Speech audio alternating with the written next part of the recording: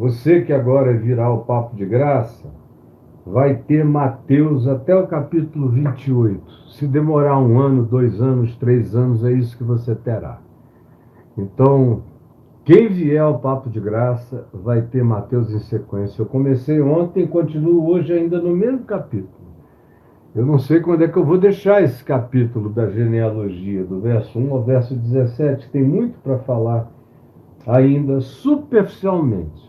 Porque se eu fosse falar para valer, eu ia ficar nesse capítulo meses. Mas é que o interesse não é acadêmico. O interesse é devocional, é inspirador, é fazer com que o seu coração se encha de fé e de esperança e de compreensão e de discernimento, sabendo que essa genealogia não foi posta aqui para ninguém além de mim e de você. Para ninguém além de mim e de você. Eu disse ontem que esse Evangelho de Mateus tem uma designação primordial para os judeus. É por isso que começa com uma genealogia que parte de Abraão, que viaja pela descendência dos patriarcas, chega a Davi, o primeiro rei messiânico de Israel, com promessas messiânicas, e vem até Jesus, que é a consumação, que é o filho de Davi, que tem misericórdia de nós.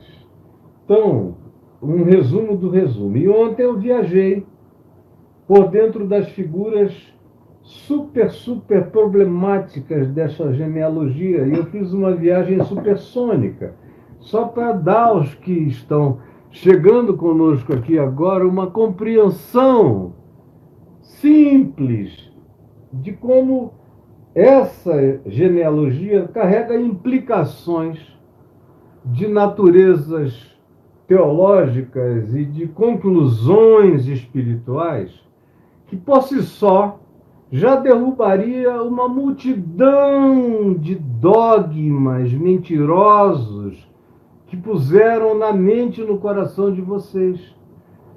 Essa genealogia sozinha, já acaba com uma quantidade enorme de dogmas morais. Ontem, quando eu acabei de sair daqui, me mandaram um vídeo de um americano compridão sendo interpretado por um intérprete pequenininho que batia assim na metade, quase na cintura dele. E o cara aqui em Brasília falando num congresso de jovens da Assembleia de Deus. Cara, ele só falava em inferno. Eu contei quantas vezes ele falou hell, hell, hell, hell, hell. E o pequenininho dizia inferno, inferno, inferno. E era tudo, você é adúltero, inferno para você. Você é gay, inferno. Você é bi, inferno. Você é LGBTQIA, mas você é inferno. Você é não sei o que, inferno, inferno, inferno, inferno, inferno. Só inferno. E aquela moçada ali não conseguia aplaudir, né? Até que chegou uma hora que pediram aplauso, porque, meu Deus, aplaudir de dentro do inferno, o inferno é um horror. Vai chegar uma hora que nem mais os jovens da Assembleia de Deus vão aguentar tanto inferno. É inferno demais. Mas é o que estão anunciando a vocês. E vem essa genealogia com um monte de candidatos ao inferno. Seriam totalmente seres do inferno, segundo aquele pregador que está lá no meu Instagram, um varapau comprido que é um eco do inferno. Parece que a ponta do rabo está dentro do inferno e a vocalização são os ecos do inferno, é só inferno. Inferno e inferno. Aí ontem eu falei aqui dos párias da genealogia, nos versos 3 e 5, cheio de párias, vários párias, começando já de fato no verso 2. Tem ninguém que escape aqui pelas categorias daquele cara. Abraão foi mais do que bígamo.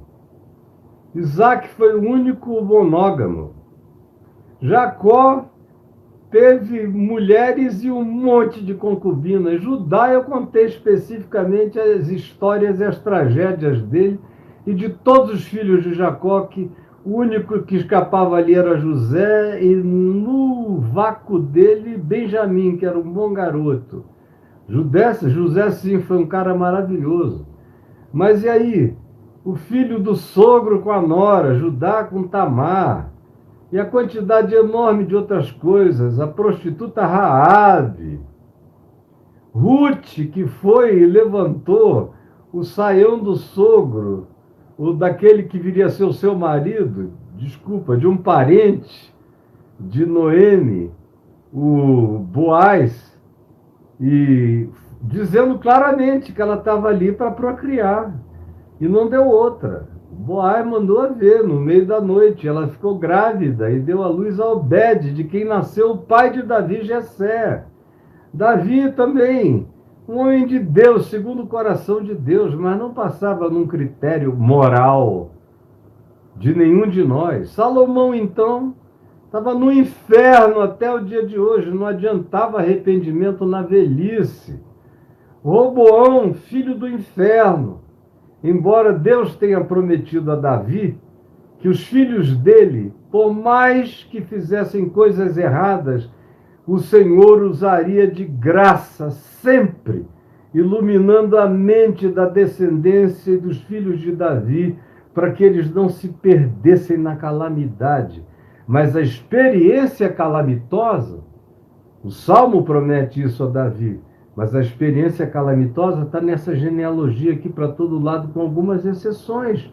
Como eu falei, as grandes exceções são Josafá, Ezequias, Josias, Salatiel, Zorobabel e José, marido de Maria. Os outros todos são chinfrins, uns perversos até, sem falar no Hitler da genealogia, que era Manassés, um bicho completamente doente de maldade, cuja realidade eu não vou expor de novo aqui. Quem quiser, entre no meu portal, caiofabio.net, escreva Manassés. Vai encontrar várias mensagens minhas a respeito de Manassés. Então, ontem eu falei, e quem quiser saber o que eu disse ontem, em 1h11, veja a mensagem de ontem para entender a sequência de hoje. Hoje eu vou só reafirmar. Essa é uma genealogia de párias, de corruptos, como a gente encontra aí em todos os lugares a prevalência de corruptos, especialmente nos versos 7, 9, 10, são corruptos contumazes. Tem escândalos, o escândalo de Ruth descobrindo as coxas daquele que veio a ser o pai do filho que ela teve, que nem a conhecia direito, foi na noite, foi por ordem da sogra, vai lá e faz isso para você, para a gente não morrer sem que você tenha um filho, e sem que o meu filho deixe de ter geração em Israel. Ela foi lá e não quis saber. A expressão é descobriu-lhe os pés, era uma forma educada e pudica de dizer, levantou-lhe as pernas, as coberturas da coxa, deitou na coxa. Qual é o homem que aguenta isso durante a noite, sozinho no campo, no trigal? Diz, vem cá, minha filha, que eu vou fazer pão. Então, corruptos, escândalos diversos, o mais rumoroso deles é Judá pegando Tamar, é esse da mulher Ruth que levanta a saia do cara para transar com ele. É o de Davi pegando a mulher de Urias e ainda dando um jeito de matar o marido dela. Coisa nojenta. Mas esse homem continuou vivo para Deus. Ele não foi eliminado, nenhum deles. Aí os acontecimentos históricos, políticos, catastróficos, como os patrocinados pelos reis de Israel, que acabaram desembocando no exílio.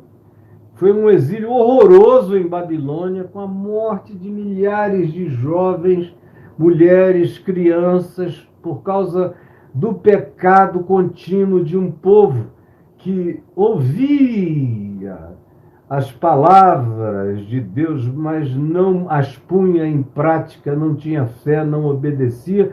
E quando obedecia, fazia sincretismo, misturava com Baal, com Dagon, com outras coisas, com os ídolos do lar, apelidavam as suas superstições com o nome de Javé. Como hoje em dia acontece aqui entre nós, muito mais do que o contrário. E também as etapas históricas desse desenvolvimento foi o que a gente viu ontem e viu que essa divisão de 3 períodos de 14 gerações foi uma decisão arbitrária de quem construiu a genealogia, porque no Velho Testamento você tem mais gente nessa genealogia, você tem também em Lucas, tirando de Abraão, sem contar de Adão até Abraão, você tem outros personagens nessa genealogia. Um dia eu explico a razão, não é aqui agora a hora, mas ontem foi o que eu falei. E agora, depois de já ter falado alguns minutos a respeito, eu quero dizer, prosseguindo a você, o seguinte: olha só, essa genealogia nos coloca diante, como eu concluí ontem, da seguinte posição. Tudo que Deus faz, sem que eu comece a falar na criação. A criação é um ato de graça, porque ela é ex nihilo, que significa nihilo é o nada, é o coisa nenhuma, é o inexistente. Ex nihilo é tirada do nada. Por isso a palavra hebraica lá no início, no princípio criou, é a palavra bara, para criar, que significa ex nihilo, tirou do nada para a existência. Então, se eu tiro alguma coisa de onde nada havia, eu criei graça. O produto arrancado da inexistência é graça. Então, toda a criação é graça. Não há nada que não seja graça, tudo é graça. A teologia que dividiu em graça natural e graça especial só para dar poder na mão da religião. Mas, na realidade, isso é uma divisão arbitrária da teologia, que não se sustenta numa discussão pau a pau com quem entenda das coisas. Não aguentam o embate, por isso fogem. Porque o Cordeiro de Deus já foi imolado antes da fundação do mundo. Portanto, a criação já acontece sob o signo da redenção, da graça especial. A criação é graça especial, a salvação é graça especial. Tudo é especial na graça e tudo é graça especial. O resto é teólogo querendo dividir, separar o joio do trigo, que Jesus disse que era para não fazer. Agora preste atenção. Eu concluí ontem dizendo, olha só, como é que a viagem até Jesus é uma viagem de misericórdia e de graça. É de gente que não merecia. Ninguém merecia. Não há um único aqui que merecesse. Não há ninguém. Se você pegar a genealogia de Lucas que começa em Adão, Adão não merecia, ninguém merecia, Abel não merecia, Abraão não merecia, não tem mérito aqui, só tem graça, graça, graça. Graça. E o único mérito que você encontra nessa genealogia é o mérito daquele que aplica a graça onde não havia e nem há razão para nenhuma graça, para nenhum favor imerecido. Ou seja, não há mérito em ninguém aqui. Em ninguém. Nem em Maria. Nem em Maria. Ou José de ontem, que eu disse que é o homem que eu mais admiro. Como homem. João Batista, Jesus disse que foi, dentre os nascidos de mulher, foi o maior. Agora, eu pessoalmente digo, é mais fácil ser o maior quando não se tem mulher, não se tem filhos, se vive sozinho, como um ermitão no deserto, fazendo o que quer, na hora que quer, sumindo, aparecendo, não dando satisfação a ninguém, não tendo o que carregar. Agora, José, marido de Maria, é um cara que tem que chamar para a vida todas as implicações de uma existência no meio da maior angústia que um ser humano pode carregar. A mulher na qual eu confiava está grávida e não é de mim.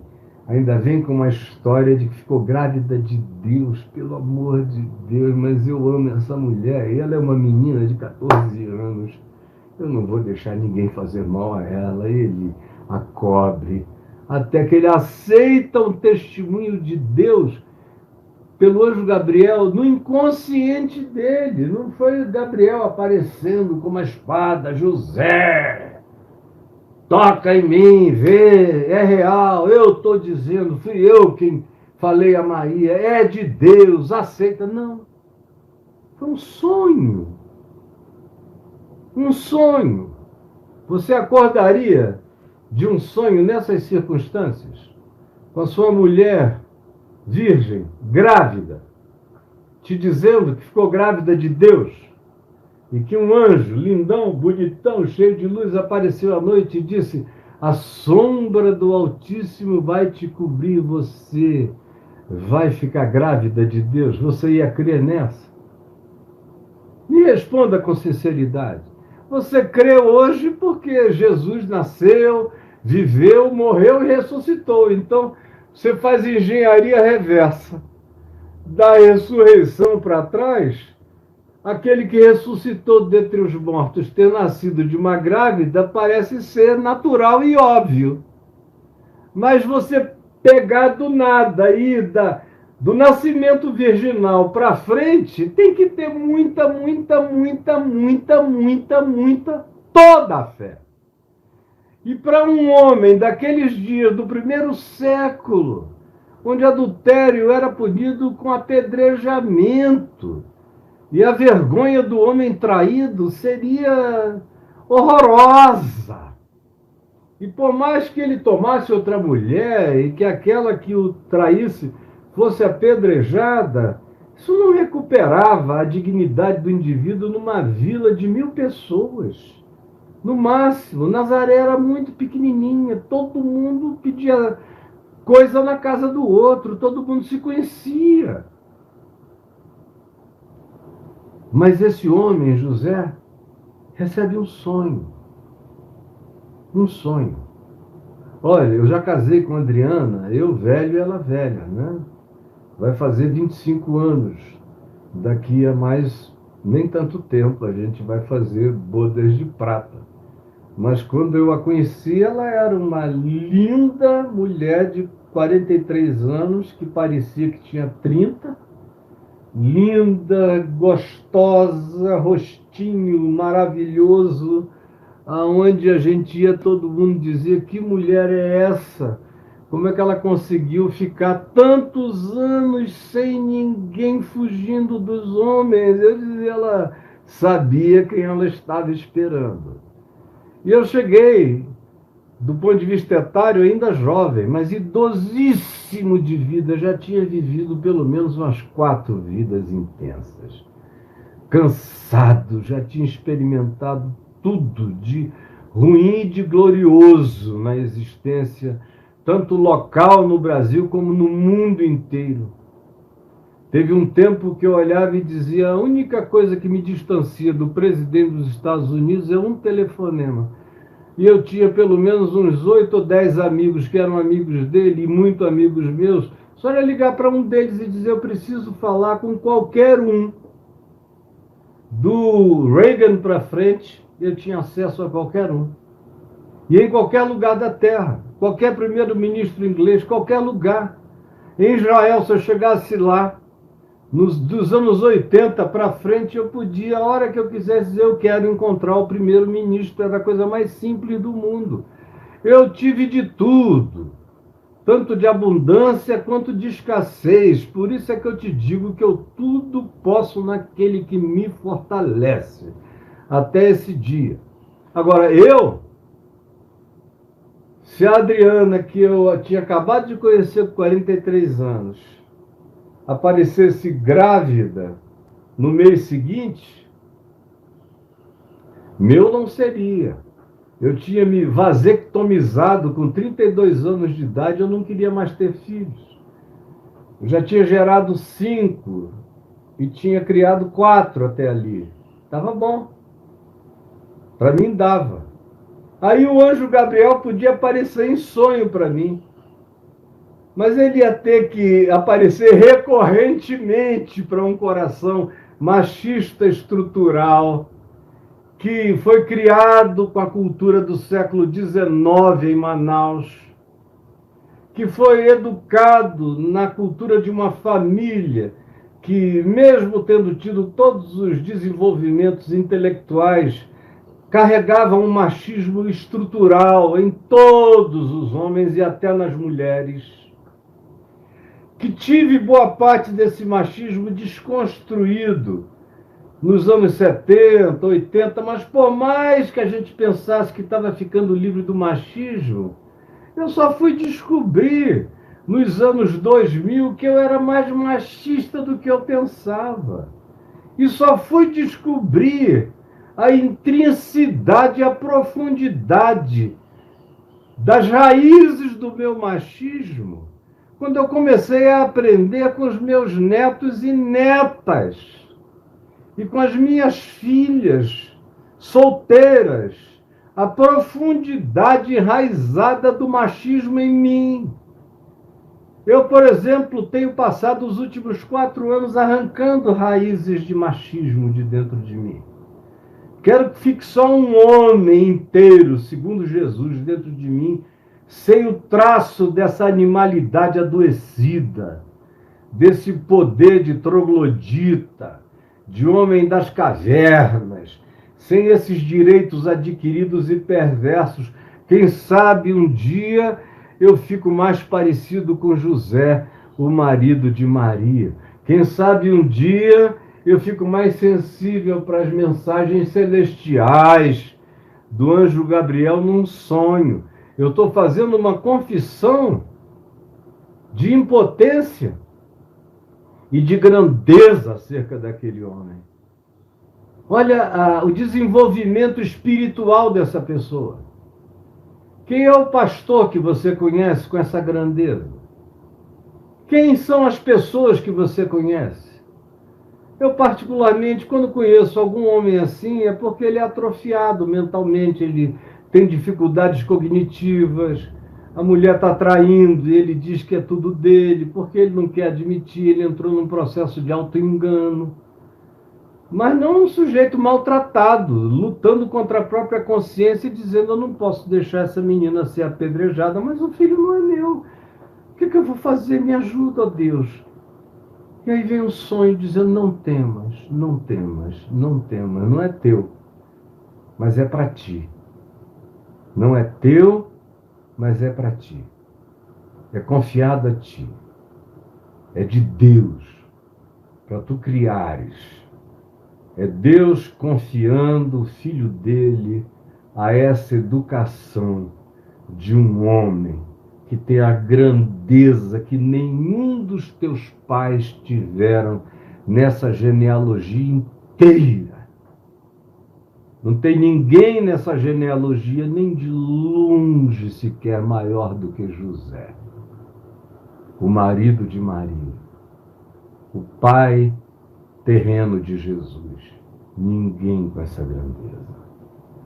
E eu concluí ontem dizendo que podia haver uma quantidade enorme de pessoas que vêm dizendo para si mesmas: a graça não é para mim, eu sou safada demais, já pequei demais, já traí demais, sou compulsivo demais, os meus erros são inapagáveis, não dá, as coisas que eu já fiz não têm perdão. E você vai para as igrejas e as igrejas dizem que tem pecados, não é o pecado contra o Espírito Santo, que os crentes não sabem nem o que é. Eles acabam atribuindo qualquer coisa a pecado contra o Espírito Santo. É por isso que 70% dos que ocupam as clínicas psiquiátricas brasileiras são oriundos das igrejas evangélicas, e o tema prevalente dos distúrbios psíquicos pelos quais eles são internados é o pecado contra o Espírito Santo. É o tema cristão que eu mais atendo nas pessoas que chegam com distúrbios psíquicos da vida inteira. E esquizofrenia de crente apela sempre para o pecado como o Espírito Santo como tema principal.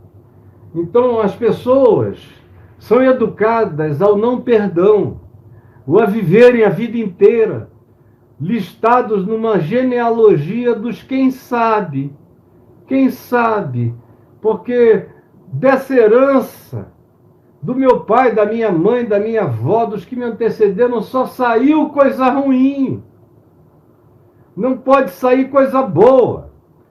E as meninas que cresceram, ouvindo as suas mães dizerem: ah, você é tão dada como a sua avó, querendo dizer que a garota dá mais do que chuchu na serra. Ou aquele menino: você não presta como seu pai, é um canalha. E o cara, desde pequeno, vai crescendo para cumprir um karma paterno miserável. São culturas de fabricação de bruxos, baseados em genealogias. Meu Deus, um homem santo como Ezequias gerou um monstro como Manassés, que eu chamo de Hitler judaico. Agora, Manassés foi avô de um homem lindo como Josias, mostrando aquilo que o profeta Ezequiel tinha falado da parte de Deus. Porventura, por comerem os pais uvas verdes, embotar-se-ão os dentes dos filhos? É a primeira pergunta que Ezequiel faz em nome de Deus. Vou repetir. Porventura, porque você que é o pai, só comeu uva verde, é o teu filho que vai ficar com os dentes embotados, encardidos? Não. Deus diz através de Ezequiel: antes cada um carregará o seu próprio pecado. É por isso que Manassés pôde gerar um neto como Josias. E é também o oposto. Lá em Ezequiel, depois a pergunta se inverte. Porventura, pelos filhos comerem uvas verdes, embotar-se-ão os dentes dos pais? Também não. Manassés pode ter sido um monstro, mas ele não se tornou um monstro necessariamente porque o pai dele fosse ruim. O pai dele era um santo, um dos melhores reis da história de Israel. Mas cada um carrega o seu próprio pecado. E sobre o pecado de todos nós existe uma graça suprema e sublime nos cobrindo, porque a convergência, o nexo misericordioso de toda a história humana e de toda a genealogia humana é essa convergência para o Cristo de Deus, em quem todos os párias, todos os corruptos, todos os escândalos, todos os acontecimentos trágicos, todas as situações da vida, todas as ambivalências humanas tiveram a sua convergência na cruz e ouviram o mesmo brado: está pago, está consumado. Não há dívida nenhuma, nem aqui no horizonte dos meus braços abertos na cruz, nem na história passada, nem na história por vir. Está pago, está consumado, está definido, está totalmente quitado. Eu quitei, diz o Senhor. Então foi isso que eu concluí ontem e hoje. O que eu quero dizer a você? Eu quero dizer a você que ainda crê, porque ainda tem muita gente que frequenta as igrejas por aí, e é impossível você ir a uma igreja de natureza pentecostal ou neopentecostal, ou as novas denominações que vão sendo criadas pelos novos apóstolos, bispos não sei quem, e tal, cada um inventa a sua própria denominação. Daqui a pouco você vê um cara com milhões de pessoas, como hoje de manhã eu aprendi o nome de um que eu nem sabia que existia, que faz orações na internet de manhã, de tarde e de noite, que está com milhões de seguidores, só faz orações e pede testemunhos de cura, de cura, de cura. Orações e testemunhos de cura. Pregar mesmo, ensinar o evangelho não é só cura. Cura. Creia que eu curo, creia que eu curo. Que a oração desse bispo cura. E aí vai a glorificação de mais um homem que daqui a 10, 15 anos vai estar numa calamidade que não é preciso ser profeta para saber qual é o futuro, porque tudo acaba assim. Os homens se glorificam a si mesmos, não suportam a própria glória auto-adquirida e aí se destroem na ruína do peso de glória artificial que eles mesmos puseram numa coroa de chumbo pintada de ouro, que os vai afundar no chão da terra e os sepultar na sua própria soberba e arrogância. É sempre assim que acontece.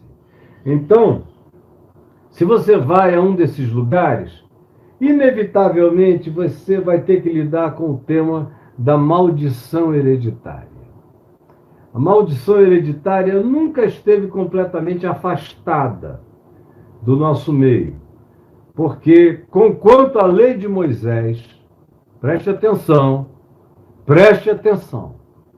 conquanto a lei de Moisés dissesse que Deus visitaria, isso era na lei de Moisés, que foi cumprida na cruz, por aquele que antes de ir para a cruz disse sobre as leis de Moisés: eu, porém, vos digo.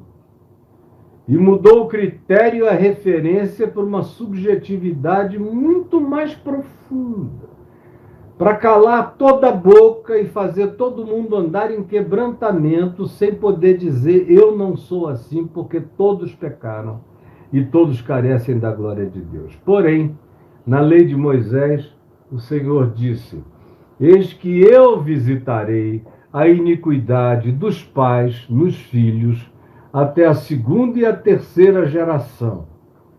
Visitarei a iniquidade dos pais nos filhos até a segunda e terceira geração. Isso Moisés. Agora o próprio Deus diz a Davi: se os teus filhos pecarem e transgredirem, eu os açoitarei com a vara da história. Com as lambadas, eles vão experimentar o cacete da eternidade no espaço-tempo. Mas eu não permitirei que nenhum deles se perca. Como foi o caso de Salomão e de Manassés, que são os exemplos mais nojentos disso.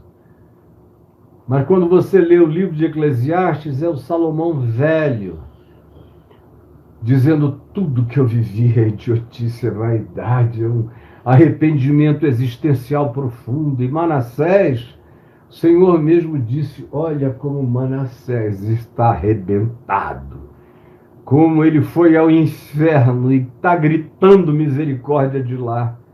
O meu coração, a minha misericórdia é maior do que o meu juízo, e o tirou de lá e o deixou voltar para casa e morrer no seu leito. A própria genealogia dá um testemunho diferente. E aí vem, depois de Davi, você vê Ezequiel, que eu citei aqui, num certo sentido contradizendo Moisés. Moisés diz: eu, Senhor, visitarei a iniquidade dos pais e dos filhos até a terceira e quarta geração. Vem Ezequiel e pergunta, em nome de Deus: porventura, por comerem os pais uvas verdes, embotar-se-ão os dentes dos filhos? E diz: não mais, antes de Jesus. Em Jesus, então, é que isso acabou. Lembram da pergunta em João 9, dos seus apóstolos, perguntando sobre o cego de nascença: quem pecou, esses ou seus pais, para que nascesse cego? E Jesus disse: ninguém. Mas foi para que nele se manifestem as obras de Deus. Os karmas são quebrados, todos eles em Cristo e na cruz. Ou como diz Paulo em Colossenses, dizendo que ele rasgou todo o escrito de dívida, toda essa lei da dívida, do apedrejamento, da visitação das maldições contínuas, todas elas foram rasgadas na cruz, aonde ele expôs os principados e potestades ao desprezo, triunfou sobre eles quando rasgou a lei da condenação, que Paulo chama em 2 Coríntios 3 de a lei da morte. Diz que o ministério de Moisés era o ministério da morte, mas que estava em estado de desvanecência, e desvaneceu-se por inteiro diante do esplendor, da resplandecência, da glória de Deus na face de Cristo, segundo aos Coríntios capítulos 3 e 4, pelo amor de Jesus. Entenda isso. Então, se você vai a alguma dessas igrejas, venderam para você a ideia de maldição.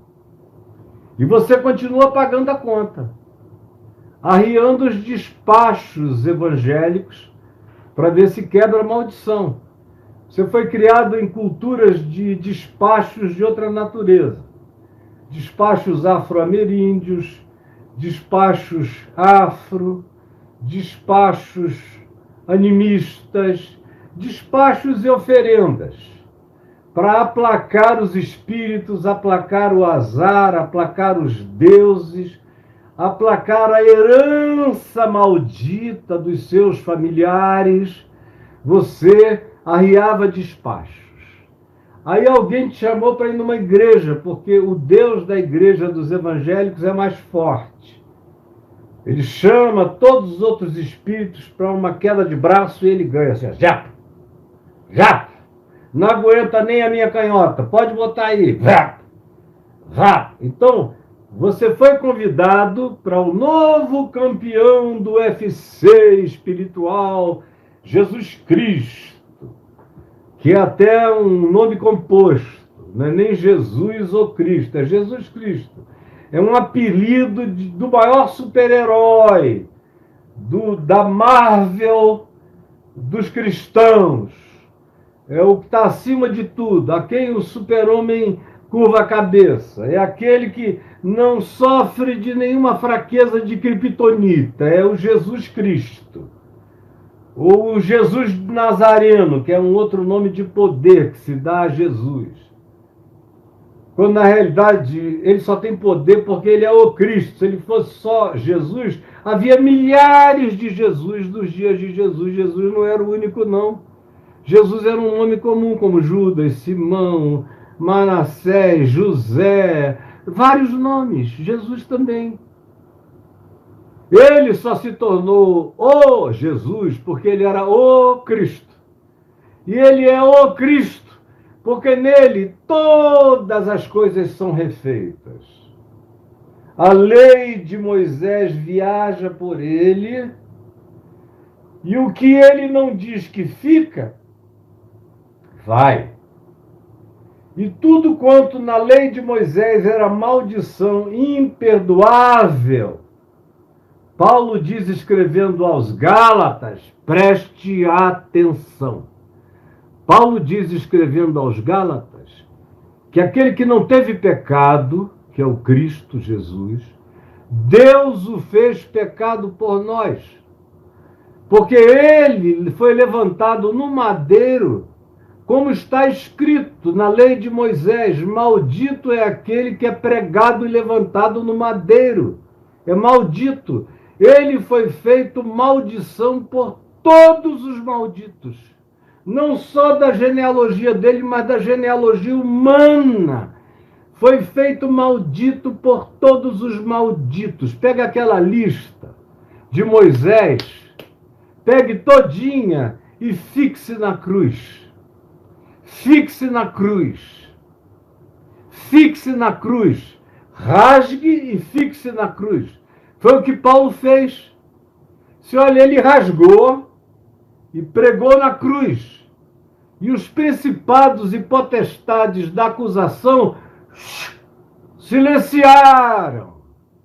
Estão calados, silenciados na cruz. Mas você, coitado, Você sofre um bombardeio, aonde você vai é maldição para lá, é maldição para cá. Você vive entre a cruz e a caldeirinha, uma cruz que não salva e uma caldeirinha que ferve. É uma cruz que só serve para te pregar, porque Jesus não morreu por ti, é você que tem que ser esfolado nela toda vez, ou então tem que ser fervido no caldeirão do inferno. Não tem muita alternativa, é culpa, é culpa, é culpa. Tem que dar dinheiro, dinheiro, dinheiro, dízimo, dízimo, dízimo, entrar em campanha, campanha, campanha, senão Deus esquece, ele apaga, ele sofre de amnésia. Não tem graça nenhuma, não tem favor imerecido, tudo é adquirido com esforço, com idas a reuniões, com trabalhos forçados. Você tem que virar um obreiro que não falta nada para Deus não se esquecer de você, senão a maldição vem, te pega, te carrega, te leva, porque não há segurança espiritual em nada, a menos que você viva agarrado neuroticamente, dizendo: Deus, Deus, não se esqueça de mim, porque a maldição está aqui na minha cabeça. É uma espada rodando na cabeça do crente o dia inteiro, e é mais medo que é posto nele, às vezes até o medo político. Se você não votar em fulano de tal, a maldição vai cair primeiro em cima de vocês, depois em cima do país inteiro, a maldição virá. Aí também a maldição é usada para suscitar votação, para fazer você ficar encabrestado. Tudo tem a ver com medo e com maldição. Me diga se não é verdade. Até nas igrejas, que não são de uma teologia assim chamada da maldição, que antigamente eram quase todas as de natureza neopentecostal, que depois influenciaram até as pentecostais, e hoje em dia até as reformadas. Até as reformadas, que sabiam no passado que Jesus tinha levado a maldição na cruz, agora, depois da entrada do puritanismo na igreja antes reformada, eles estão também sendo salvos pelas obras puritanas. A segurança deles vem do puritanismo reformado, das morais puritanas, das justificações moralistas, das santificações litúrgicas. Como agora, por exemplo, se está falando de um avivamento em Asbury, de um monte de garotos lá que estão vivendo aquilo que, quando eu me converti, era normal, a gente começar um culto e não saber mais acabar. Sim, os cultos, quando eu me converti lá em Manaus, era a coisa mais natural. A vigília que começava na sexta, às vezes não acabar no sábado. Às vezes as pessoas chegavam no domingo e tinha gente que estava orando desde quinta lá. E era normal. Você ia para um retiro e a programação acabava toda, porque o povo começava a orar, quebrantamento, derramamento de alegria e de arrependimento e de louvor a Deus, e pronto, e nada era especial, era normal. Era normal. Agora, porque teve uma brisazinha, uma garotadinha novinha cantando, angustiado, porque perderam a esperança em tudo. A igreja americana morreu, foi vendida, se vendeu politicamente. Antes já tinha se vendido para a teologia da prosperidade, para a teologia da confissão positiva, para a teologia moral de causa e efeito dos tradicionais. Já tinha se vendido para o Partido Republicano, já tinha cultuado Trump, já tinha feito tudo isso. Os pastores sinceros começaram a se suicidar. Os jovens também se suicidando em grande profusão, e ninguém sabia explicar o fenômeno. E eu dizendo daqui, é desesperança. Eles perderam a esperança. Por isso estão morrendo, porque a esperança deles estava na igreja. Eles nasceram no século XX, que era o século no qual eu nasci, pelo qual eu me esforcei, fazendo também junto com alguns como Billy Graham e milhares de outros que se dispuseram a evangelizar todas as nações da terra no século XX. Dentre eles eu, que fiz tudo o que eu pude para anunciar o evangelho no mundo inteiro. Aí eles veem o século virar e a igreja entrar num despenhadeiro para baixo, ficar uma coisa horrorosa. E aqueles que tinham esperança e tinham se esforçado, mas que não tinham olhado e visto que Jesus disse, e Paulo confirmou, que uma das grandes manifestações da volta do Senhor seria a apostasia da igreja no mundo inteiro. Ela se tornaria a comunidade mais irreconhecível, mais horrorosa, mais blasfema da terra. Seria a igreja apelidada de Jesus, de Cristo. É Paulo quem diz isso. Não virá o fim sem antes chegar essa apostasia. De modo que quanto mais apostasia, mais sinal do fim. E o problema é que muita gente está fazendo parte do sinal do fim, não por estar evangelizando o mundo com boa nova, mas por estar engrossando o caldo da apostasia, lutando pela apostasia, levantando a bandeira da apostasia, advogando a causa dos apóstatas, entrando nessa, achando que estão servindo a Deus, sendo enganados. Mas uma coisa é fato, o coração nunca tem paz. Nunca tem paz. É de angústia para angústia. É remetido de uma coisa para outra. Quando você pensa que estava resolvendo algo, inventam mais uma dívida. Mais uma dívida. A conta nunca está paga. A maldição é recuperada a cada nova dívida. E aí tudo reinicia-se num processo sem fim, num trabalho de Sísifo, que é aquela figura do inferno grego, aquele desvalido. Eu tenho muita pena do Sísifo no Hades grego, porque é aquele coitado que cumpre a pena infernosa do mundo da morte, do Hades, que era todo dia de manhã pegar uma pedra redonda enorme e rolá-la ladeira acima, fazendo um esforço brutal todo dia, até conseguir colocar a pedra lá no topo da montanha. Aí ele desce. Quando ele vai descendo, a pedra vai voltando de novo. Aí quando ele chega lá embaixo, ela já caiu ao lado dele. Bum. Aí é mais uma noite assombrada, sabendo que no dia seguinte vai ter que começar a rolar a pedra de novo para cima. São os sísifos crentes.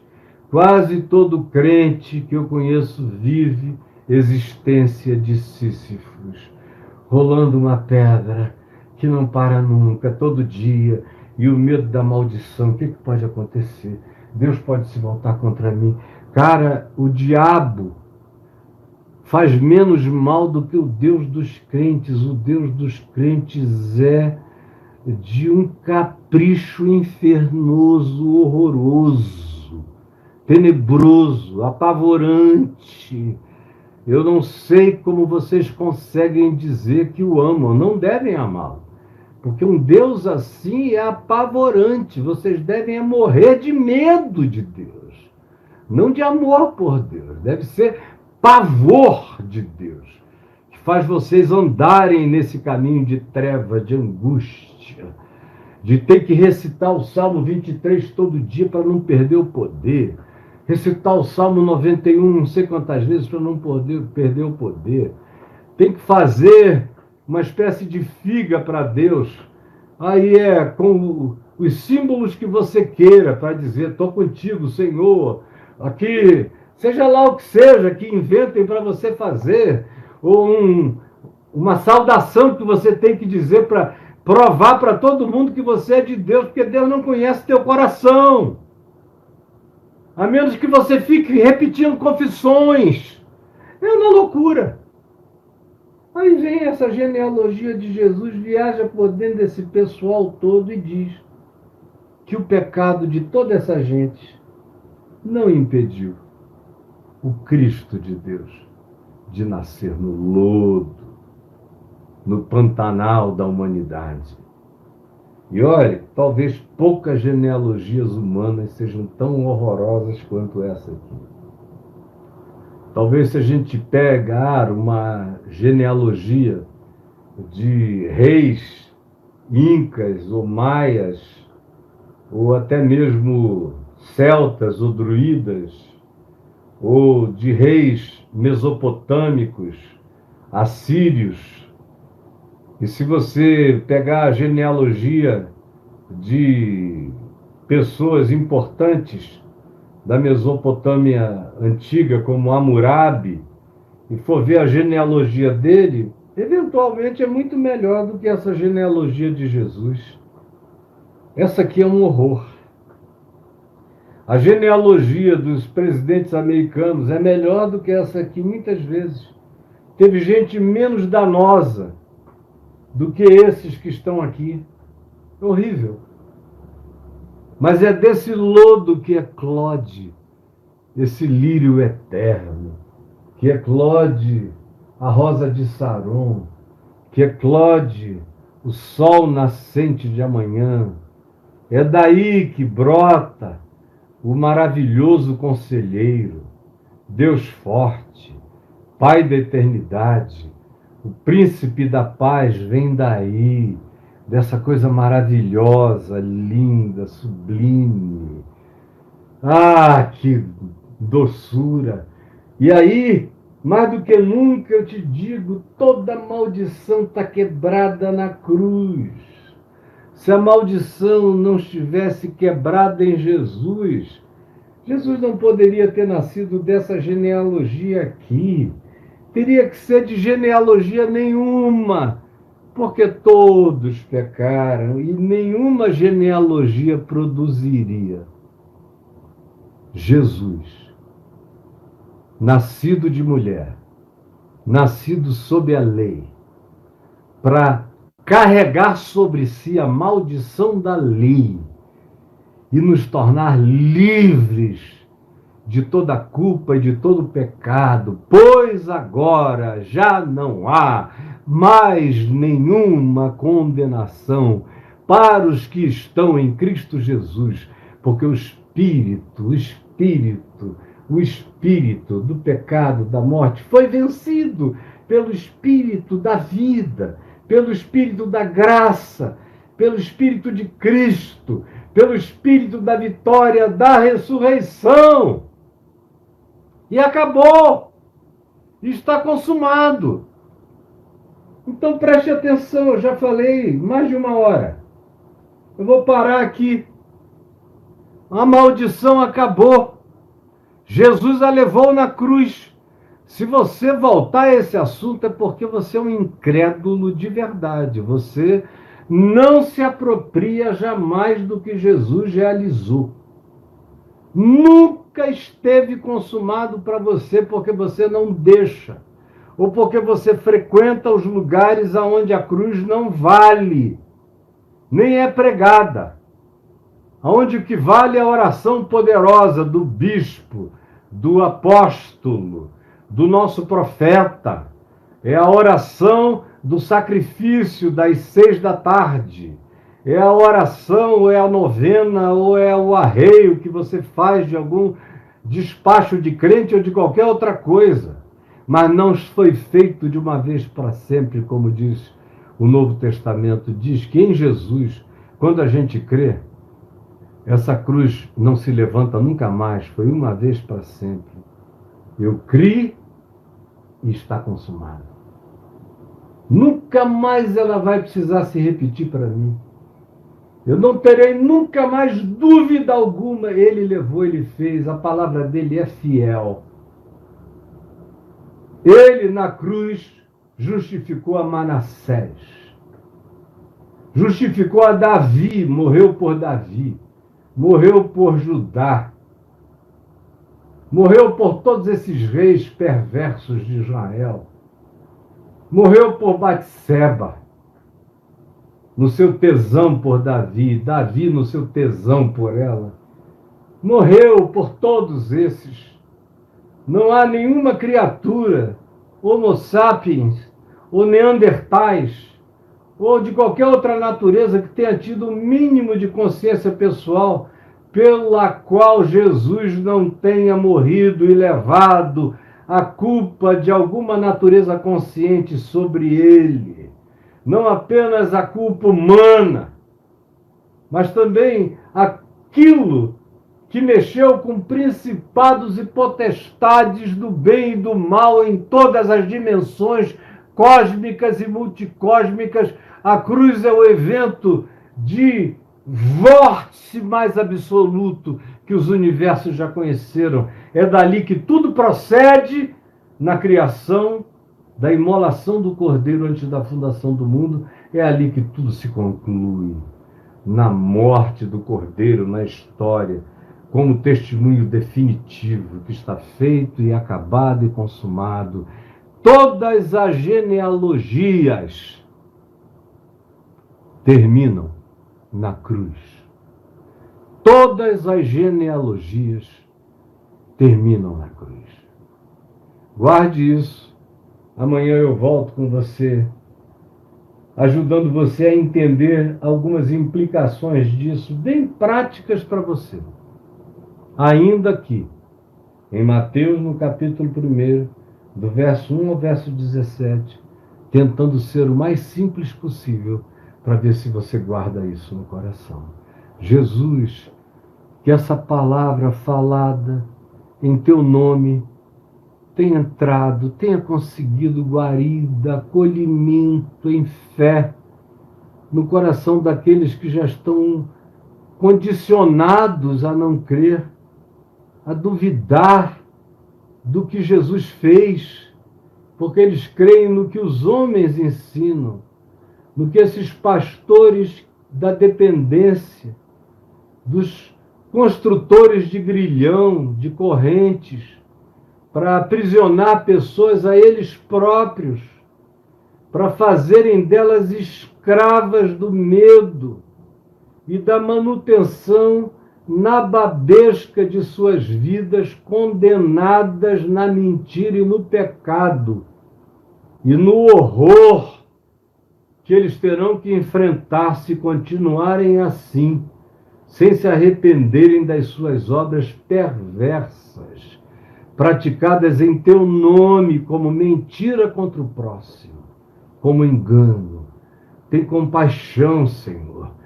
Traz arrependimento, porque o que mais faz, o que mais dificulta a conversão desses pastores, que têm consciência da maldade que estão fazendo, que o evangelho não é o que eles ensinam, é o dinheiro que eles ganham. Eles ficaram escravos do dinheiro. São possuídos pelo espírito de Mamon. Estão endemoninhados pela força poderosa da maior de todas as potestades, que é essa de Mamon. É o espírito da cobiça, do poder e da grana, e das autoridades e das forças políticas, e de se tornarem os mandões dos homens, aqueles servos maus que tu dirás acerca deles: apartai-vos de mim, eu nunca vos conheci. Todos vós, os que em meu nome, dizendo Senhor, Senhor, falando profecias, prometendo curas e fazendo curas, eu nunca, todavia, conheci vocês. Saiam de perto de mim, vocês que vivem e se alimentam da iniquidade. Abre o nosso coração para que a gente acolha de uma vez para sempre o poder eterno do teu perdão e usufruamos de uma vida de paz e de graça. É o que eu te imploro agora, em teu nome, Jesus.